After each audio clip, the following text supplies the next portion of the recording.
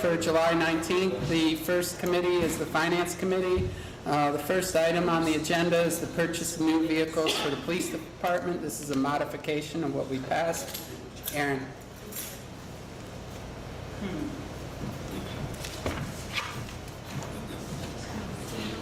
Yep.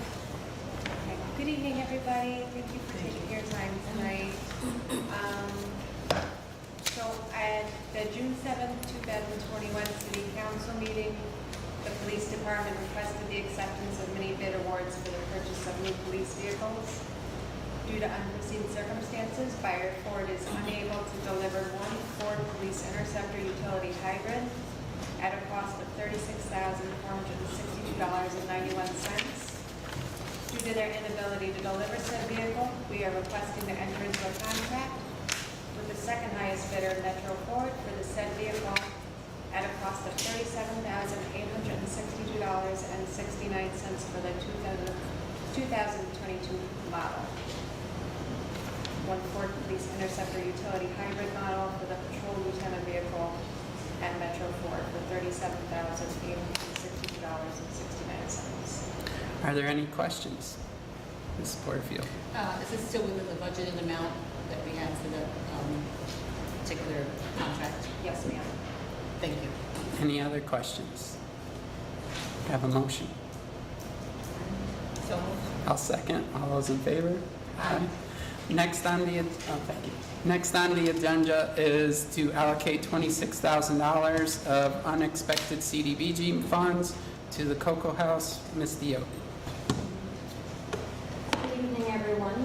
As you might be aware, we did allocate $34,000 for the rehabilitation of 867 Stanley Street, which is the building adjacent to the current Cocoa House. The project has since gone through scope of work and assessments, and the total budget is $190,000.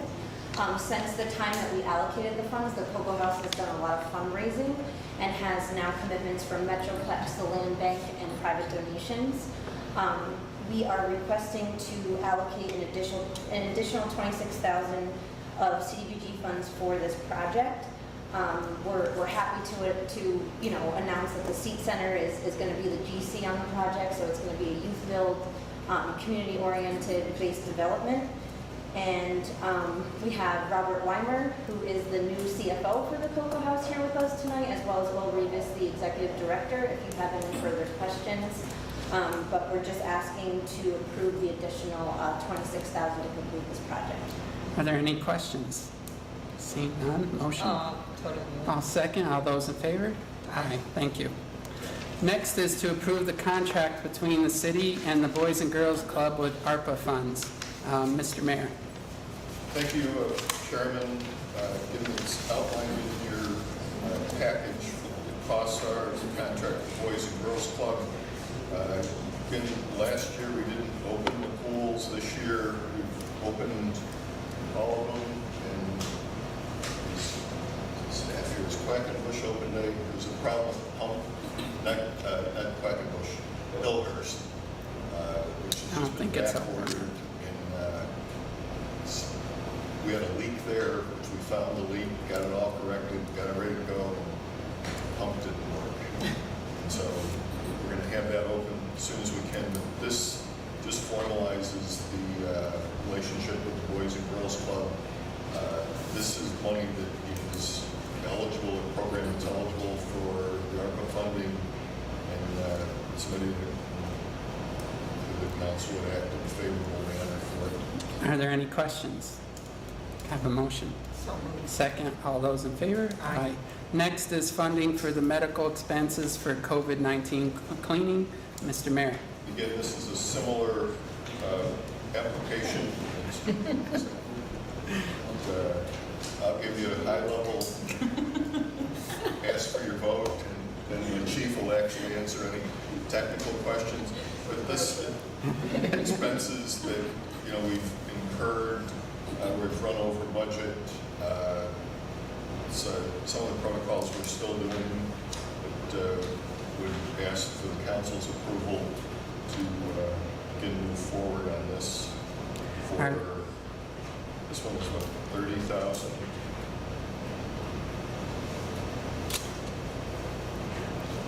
Are there any questions? 30. Total. 35 total. So basically, COVID-19 we call stay-in-place cardiac arrest, and we're not reimbursing right now. Chief, you should probably just Yeah, Chief. Sorry. Make you a star. Sorry, It's right Chief, in our the packet. timing was off. I should let you. Basically, what the mayor said, we in trying to budget for 2021, we were trying to be conservative as we could. But with COVID-19, part of our protocol is not transporting cardiac arrest patients. We're doing in our protocol between medications, airway devices, interosseous needles, and all the things that we use, that could be up to $400 or $500 per instance, and that are quickly on us, and all COVID related. So therefore, we're looking to put money in the line so we can have what we need. Ms. Zaluski wasn't as, So, are we still doing all of the cleaning down and all that stuff? And do you have sufficient supplies for that, or is that going to be included as also? That's included in that number. Okay, all right. Gowns, gloves, masks, Okay, things of that nature. all right, great. Ms. Porterfield. I have a question on the numbers. So you said 35, but in here it says medication for 30 and then cleaning for 8,000. So, Okay, those are two different lines. The cleaning is our constant cleaning of everything that we use. Basically in the firehouse, the apparatus, our bags, every time we walk in the house, or if we are responding to a known COVID case, that obviously has extra cleaning to move in. So we continuously cleaning everything that we have, whether it's equipment, turnout gear, apparatus, you name it, we clean it. And, especially when we know we're going to a known location. because it's just the 35 number that's not seeing it here. I want to make sure that our legislation reflects it properly, because I'm not seeing it here. Can I have a motion? So moved. Second, all in favor? Aye. Thank you, Chief. Okay, thank you. Next is funding for special police officers for screening at City Hall. Mayor. Again, during COVID, we changed the protocol for entry to City Hall. No entry, then we went to by appointment only. We're now open walk-in basis, but have set up a checkpoint so that everybody coming into the building is screened and directed, gives enhanced security for the building, and then also allows for contact tracing and just a higher level of protocols, not only for the staff, but for visitors to the building. Are there any questions? Ms. Porterfield. All right, so a couple of weeks ago, Assistant Chief Sieber came forward with a budget amendment that I thought was covering this. So I'm not clear This how. is the same thing where, to start it, I had to have a budget to go out and hire the employees to bring them in. This now, because we're saying that it's eligible under the CV federal money, so we're looking to charge that out of the money that we're getting from the federal program. So what happens to the funding that was reallocated in the police department budget? We won't use it. Okay. Just want to make sure. Thank you. Any other questions? I'll move it. Second, all in favor? Aye. Motion to adjourn. So moved. Second, all in favor? Aye, we are adjourned. Call to order city development and planning. We have 8 items on the agenda. And First- can I go back? Some of the equipment, the desks and other things may not have qualified out of money, so there might be some portion of that, the prior allocation, that I would still use to set it up. This is the bulk of it for personnel, which does qualify. So will that then come back to the council since the allocation is going to be different? No, it's just we wouldn't use that full allocation before. I think that was also the 50,000, so it might be a couple of $1,000 out of it. Just want to be clear. And then will that go back into the police budget? It would stay within those lines. All right, thank you. Okay, so there's 8 items on the agenda for city development and planning. The first item is to discuss the city's Ms4 report. Chris Wong. I guess. With Anthony not here, I feel I should. But what this is just a discussion item. It doesn't require a resolution. This is our annual MS4 report, our stormwater report. It outlines outfalls that we have into open water bodies such as the Mohawk River, any kind of stormwater retention ponds, which we would have, which we don't. We do have one retention system down by the river. It goes through if we're doing education and outreach. Last year was, of course, a little unique with COVID, so we did not do education and outreach last year, but we now have a consultant that we're working with at CT Mail to help with this, because this is an important report that we make sure is out and the public can view it. So the step is this, is that we present it to the council so that you make sure that you're aware that we have this and that we're filing the report. Tomorrow, like I said, no resolution required. The mayor will sign the report and we will post it to the website and we will email it to the DEC for their files. And then every year we will update the report accordingly, and we will do inspections on 25% of our 48 outfalls. So what we want to make sure is that a stormwater outfall, when it's dry, doesn't have any water coming out of it. And if it does, is it clean? Or make sure. And then we're going to actually start doing some training of employees through CT Mail to have them come and just understand best practices of what to look for. Make sure, if you see somebody that they're washing something into a catch basin, if they're dumping something, that can stop them, make sure that they're aware that that's a violation, and kind of, start to check more of these boxes so that we become as compliant as we can with the state's requirement. Also, I was informed by our consultant that the state has been debating changes to this permit for a couple of years. So it's nice to have someone on board to kind of tell us when those changes do occur, what we're going to have to do. There may be, instead of 25%, we may have to do 50%, 100% of inspections of all of our outfalls. We're also looking to make sure that our outfalls are classified correctly. So what we're talking with the DEC about is, so if an outfall goes into College Creek and then it goes under another culvert and then it goes into the river, where exactly is the outfall, so that we should be checking. So we're just trying to get that, because we can reduce the actual number, then that reduces our workload.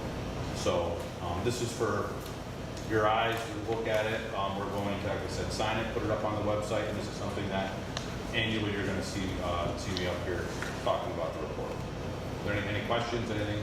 Questions, Ms. Gonzalez? My only question is, how did we fare year over year? Are we still in the same compliant area, or did we do better? No, we stay the same. One of the differences, there's a lot of zeros in this report because the details of it are really more focused on suburban developments where you take over retention ponds, or you would take over more vortex separating units. We're kind of an older city, so we have a typical infrastructure, which is catch basins going to a trunk sewer, going to an outfall. We don't have a lot of subsurface or outside systems, but that is one of the things that you talked about. One of the most visible systems we have is like at Home Depot. At Home Depot, you see a retention pond. Part of the new permit may be that those retention ponds are required that we go and inspect them as well, because they're tied into our system. As of right now, Home Depot is responsible for that. So there could be a little bit of dual ownership, which is something that we'll have to monitor, because right now the city does not own any systems like that. But we may have some connections to it because they want to make sure that everyone's aware. But if you looked at one of the pages, I think it was like MS6, you'll see a lot of zeros. It says, do you have any infiltration basins? No. Do you have any this? No. So just, see, that's one, well, this is what I was thinking. Page MSC2, it asks about, do we sweep parking lots? Do we sweep streets? How many catch basins? One of the things that we made sure we put in here this year was, it had been in there, but we updated it, was the golf course. It's a little unique that we own a golf course. The golf course does use fertilizers and pesticides, so we want to mark that in here that we're actually using that. We also made a note that we treat our ponds, but we do that with a third-party vendor that has all DEC permits, so we keep that as a note to make sure that we're compliant. So it's good. It's been real educational. Our guys are like having a consultant because she's pointing out things that we might not have done, best practice things, and I think the training is really going to help, even if it is just annually. I think it will help. Absolutely. Mayor? And we're doing a little bit better this afternoon since it stopped raining. Any other questions? Thank you for that, and thank you for keeping us abreast of those kinds of things. The next item on the agenda is to author the issuance of a revocable permit number 662 to Edison Downtown for a sign that will encroach the city's right of way at 132 Broadway. So this is it's a pendant sign for the new apartments at Edison on Broadway. Christine in planning has signed off on the sign. It's actually to scale. It's actually a nice little sign. It's not too it's not a blade like we're typically seeing on Signage Street, but it does overhang the road. Any questions? Okay, I'll move it. I'll second. all those in favor? Aye. Thank you. Thank you, Mr. Wellman. Okay, third item on the agenda is just a reminder of the public hearing on 7/26 to amend the 2021 annual action plan. And I believe this is for the reallocation of funds for BCNI. Is that what this one is? Yes. Yes. I'm not, Yes. okay, Yes. yeah, I didn't know this was on. Yes, it's just a reminder. It's just a reminder. Yep. So just remind that, the public hearing will be next week. Yes. Okay, the rest of the items are for executive session, Mr. Report? Okay, and then I'll entertain a motion to recess. So moved. Second. All those in favor? Aye. We're recessed. Thank you. So in Mr. Mudavar's absence, I'm going to open up public safety. And the first item on the agenda is the spot speed camera enforcement technology, and it's a follow-up. Yep, we've been talking about this for a while now. We would require home rule for this. And Mayor, last time we spoke about it, you were seeking a little bit more information from the state. I've done nothing since our last meeting. Good job. So we will put this on for 2 weeks, please. Even though I haven't done anything with that, we've done some of the stuff Mr. Cluccio's going to have some other updates, and a lot of these are interrelated.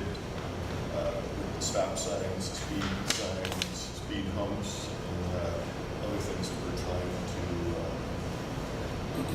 deploy and integrate throughout the city.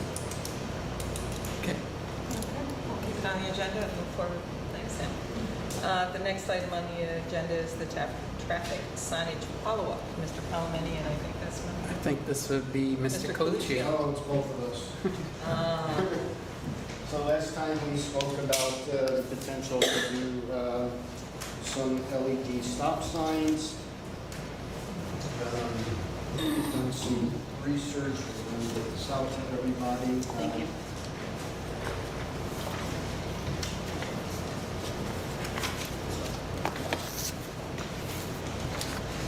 We got this picture on here.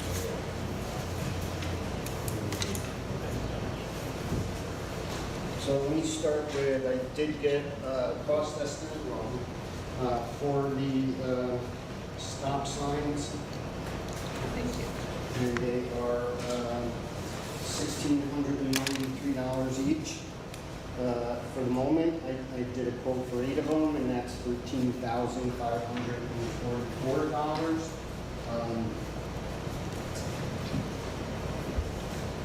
So at least we have an idea of what they cost. All right, so what you have in front of you is a list of the top 25 unsignalized intersections in the city, top number of accidents associated with these intersections. So they're all over the place.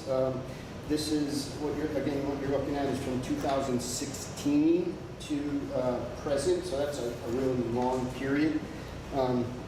If you start from the top, you see a few intersections such as Erie and Seneca.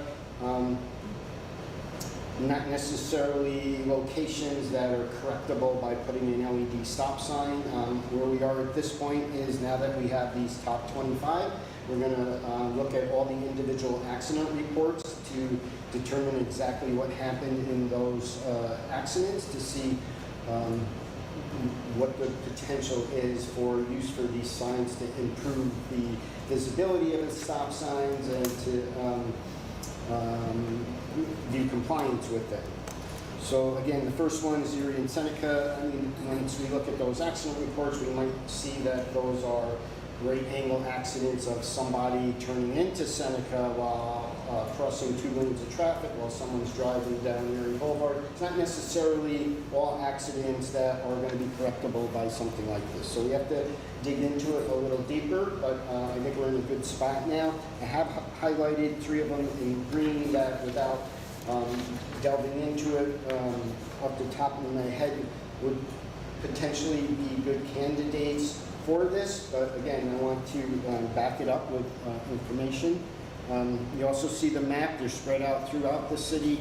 They're not in one particular location. To go a little further with what the mayor said, we can, even if this isn't something just for the LED stop signs, it's an opportunity to look at these intersections and find out what's going on and see how we could correct them.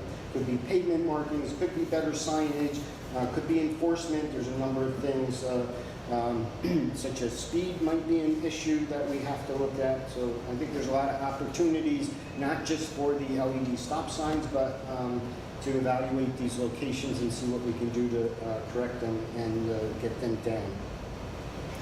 So, first of all, thank you for digging into this deeper, and so we have a really data-driven approach to where these need to go, and digging deeper, as you explained, is vital to make sure we're not being inefficient with scarce resources. So this is very beneficial, and I'm sure as you dig deeper, we'll be able to fine-tune it.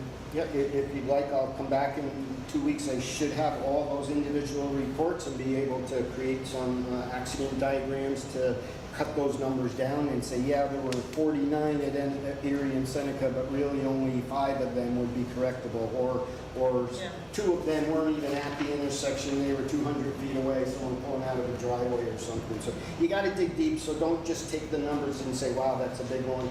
There's definitely the potential that there's other things associated with them. Right. But this is a good starting point, and again, I think it gives us an opportunity not just to put LED, newer technology, but boots on the ground, understanding what the issues are, and try to correct some of these problems, and then we can dig deeper into them as well. So Further is- down. Sorry, why is this one in yellow? Because it's a DOT intersection, but it's worthy of note because there are a large number of accidents over time there. So once we get those reports, I'm probably going to, if I see some sort of issue there, I'm going to send it to DOT and ask them to evaluate it. So would they pay for the sign then? Well, I don't know that they put an LED stop sign up, but yes, it's their intersection, so Okay. any modifications to it that they would They have to- certainly take care of. Okay, Yeah. all right. Yes, Ms. Martinez. I'm noticing on a few of them that the numbers have gone down over the years from 2016 to 2021. Yeah. And, I don't know if you have any guess, there's several of them where it's been 0 for the last couple of years. Well, don't forget, we only have 6 months in 21. In 21, yeah. So the winter months are pretty tougher accidents, so And then is it those the certainly pandemic, come. do you think? And I think the pandemic has reduced the amount of traffic that we had in 20 out on the street. And we have made some changes at some of those intersections, so those are things that we'll look at. And it gives us the opportunity, things like cross traffic does not stop. We put a number of those at intersections where you can tell people that the side street doesn't have a stop sign. It's an opportunity to look at those and say, yeah, these things have decreased, and though it's noteworthy of that signage to try to put in other locations as well. Thank you. Yes. Yes, Mr. Burkholder? So just to be clear, so I'm going to talk about Fair Avenue, the one on Fair Avenue for right now, 43 of them. So all of them did not exactly happen at that intersection, but in the vicinity of. So if something happened on, I'm sorry, go ahead. so if something happened on, let's say, Oregon Ave, because I had noted something did happen there. So would that be included in that number, or would it not? No, that's coded for that intersection, but typically if it's within a couple of 100 feet from that intersection, when they fill out that information, they would potentially use that intersection as the initial accident location. That's why I have to get those reports, but certainly one on Oregon Avenue would not be coded to the intersection of Fear and Gulf. So this could be the baseball field. It's possible. Yeah. No, I'm just saying, it's a Yeah, more, could be in it the would be parking the. lot over right. there, yeah. Okay. There are a lot of Probably not. people go through stop signs there, so. Yeah, no, I completely agree. That's why, and I'm glad you're asking those questions, because I don't want you to look at it and say, wow, that intersection's a problem, necessarily until we see Well, the no, rest of people the don't data. stop there. I didn't think that way in Look particular, I and meant see. any of them. Yeah, so, any other questions? All right, we look forward to hearing more from you. Okay. Thank you so I'd much. love This was to come really, back. really good. Thank you for having me. Thank you. Thank you. All right, the next item on the agenda is a discussion around the Central Park petition follow-up, and Mr. McMahon's not here, and I don't have any information on it. Mr. Colden, do you have any? So we'll hold that for 2 weeks. So we'll hold that, and then a discussion around relating to the time and place of our regular scheduled meeting. We have a public hearing on the 12th. I would like to also table this until we have Mr. Moon here so that we can all discuss it, if everyone else is okay with that.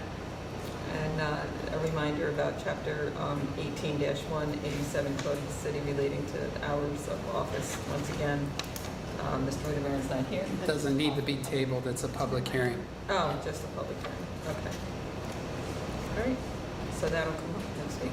All right, You need to adjourn your committee. okay, so is there anything else to come before public safety? I'll motion to adjourn. I'll second, all in favor? Thank you.